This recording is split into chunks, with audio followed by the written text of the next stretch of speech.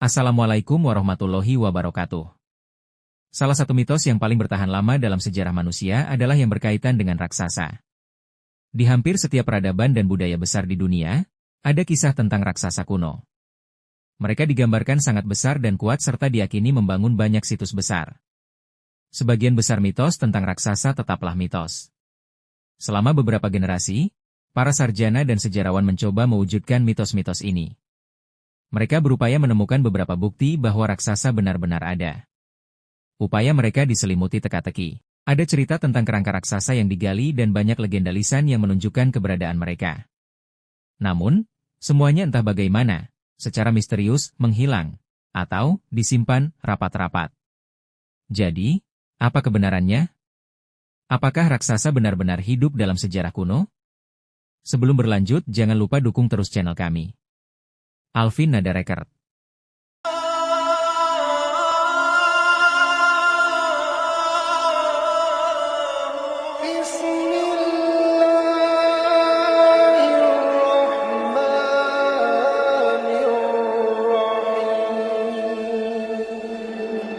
Selama ribuan tahun, gagasan tentang makhluk kolosal dengan kekuatan dan perawakan yang sangat besar ini telah memukau masyarakat. Banyak orang dari seluruh penjuru dunia memiliki cerita rakyat dan mitos yang berpusat pada raksasa. Bahkan teks-teks keagamaan menyebutkan mereka secara luas. Begitu banyak dokumentasi tentang raksasa sehingga diperlukan penyelidikan ilmiah. Apakah legenda-legenda ini hanya alegori belaka? Apakah mereka didasarkan pada fakta-fakta aktual dari suatu masa kuno dalam sejarah? Untuk menjawab pertanyaan ini, para sarjana harus menelusuri tumpukan teks-teks kuno. Mereka juga harus menganalisa mitos dan pengetahuan budaya. Serta banyak temuan arkeologis yang semuanya menunjukkan keberadaan raksasa. Mungkin tempat terbaik untuk memulai pencarian adalah dengan memeriksa teks-teks kuno dan catatan-catatan keagamaan, tulis Alexa Vukovic di laman Ancient Origins. Banyak dari mereka secara khusus menyebutkan raksasa sebagai bagian aktual dari sejarah bersama kita.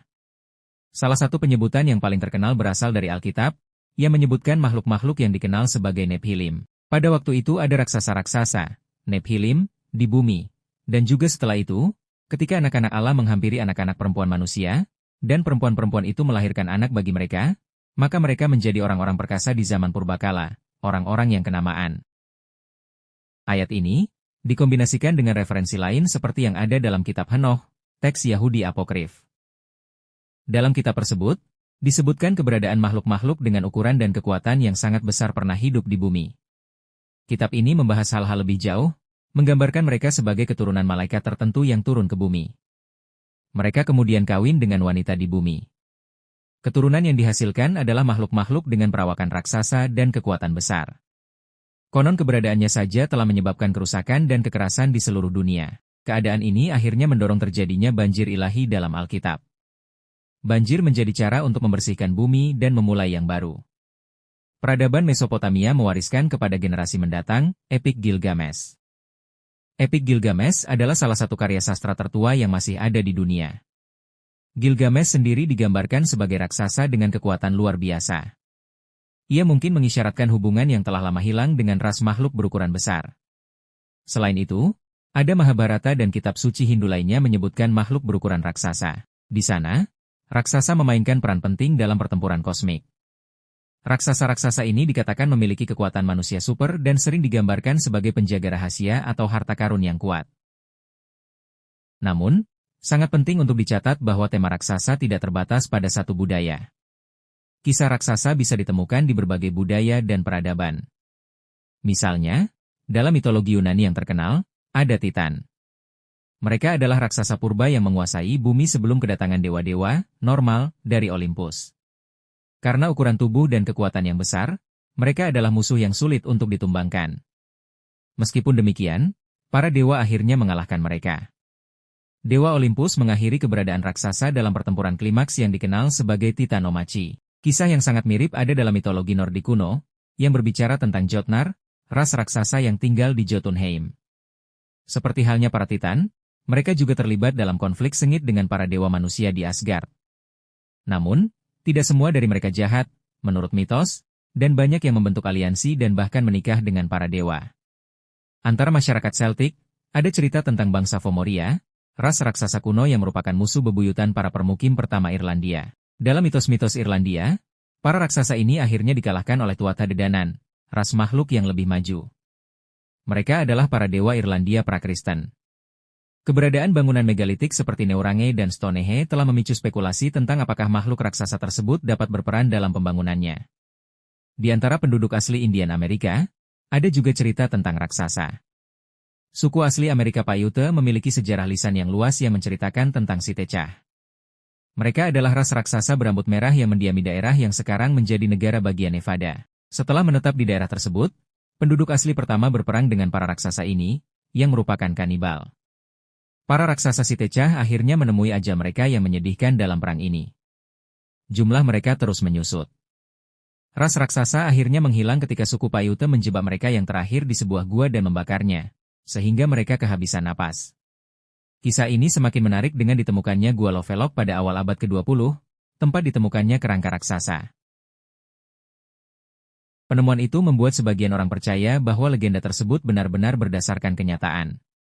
Namun, kerangka tersebut secara misterius menghilang di bawah perawatan Museum Smithsonian. Penemuan arkeologi sering menjadi bahan perdebatan sengit ketika membahas raksasa. Sepanjang abad ke-19 dan ke-20, ada banyak laporan tentang kerangka raksasa yang ditemukan di berbagai belahan dunia.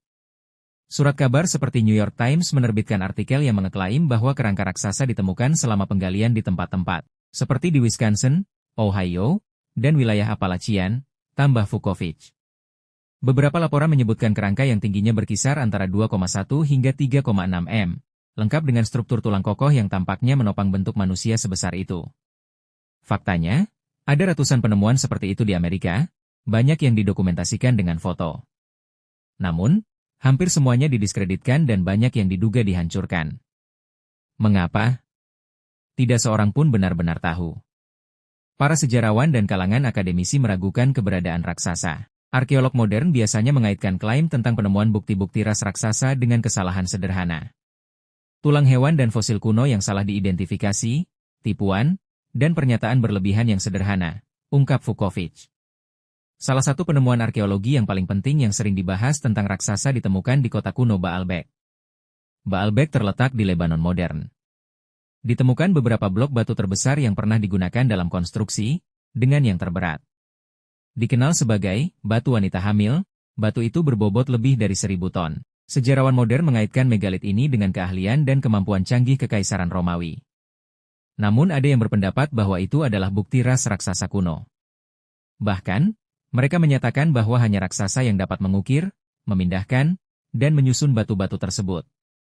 Sehingga pada akhirnya menciptakan banyak bangunan megalitik di seluruh Eropa. Ada beberapa cendekiawan yang berpendapat bahwa kisah-kisah kuno tentang makhluk raksasa hanyalah metafora dan bukan deskripsi sebenarnya tentang mereka. Dan dalam mitos kuno, raksasa melambangkan kekacauan, kekuatan purba, atau batas antara keteraturan dan ketidakteraturan. Dengan demikian, kekalahan mereka di tangan dewa atau pahlawan manusia biasanya melambangkan kemenangan peradaban atas alam atau barbarisme. Serta kemenangan atas cara hidup yang sangat kuno. Antropolog juga berpendapat dalam hal ini, dengan mengeklaim bahwa kisah-kisah kuno tentang raksasa dapat dihubungkan dengan fosil besar. Ketika masyarakat kuno menemukan, misalnya, tulang belulang mamut atau makhluk prasejarah, mereka akan menyamakannya dengan tulang manusia. Hanya saja jauh lebih besar. Tanpa menyadari sebaliknya, mereka akan membayangkan ras manusia raksasa. Hipotesis ini didukung oleh sejarawan Yunani kuno Herodotus.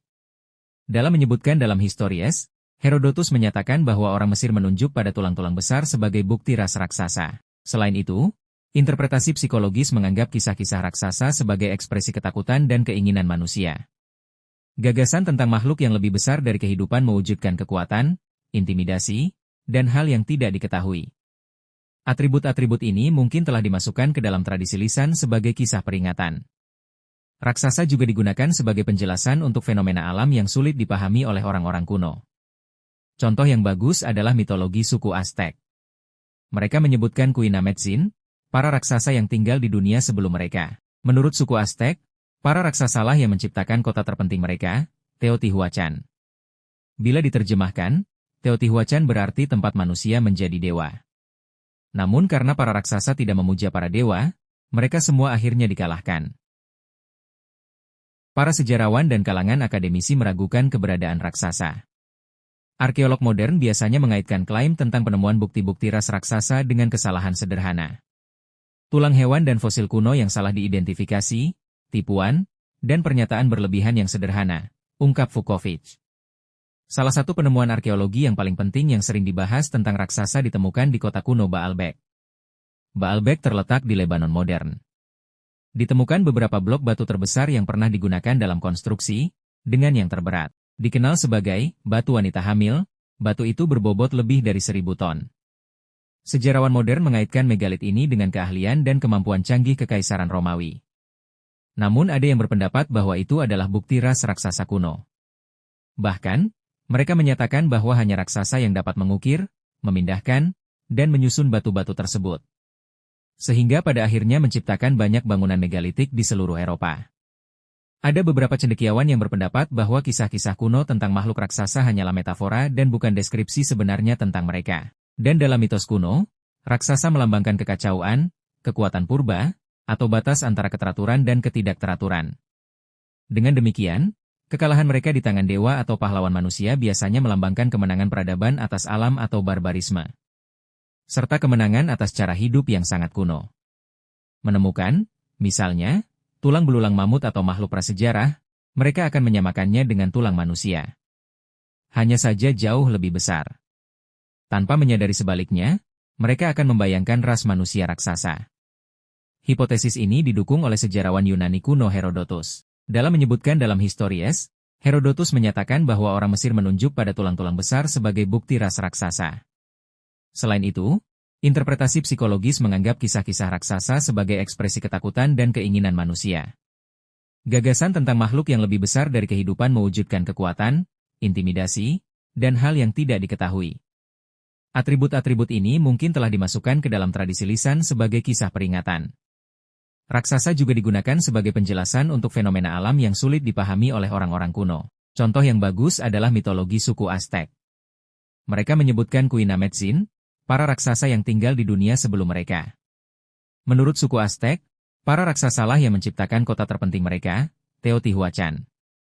Bila diterjemahkan, Teotihuacan berarti tempat manusia menjadi dewa. Namun karena para raksasa tidak memuja para dewa, mereka semua akhirnya dikalahkan. Itulah kisah tentang manusia-manusia raksasa di zaman dahulu. Wassalamualaikum warahmatullahi wabarakatuh.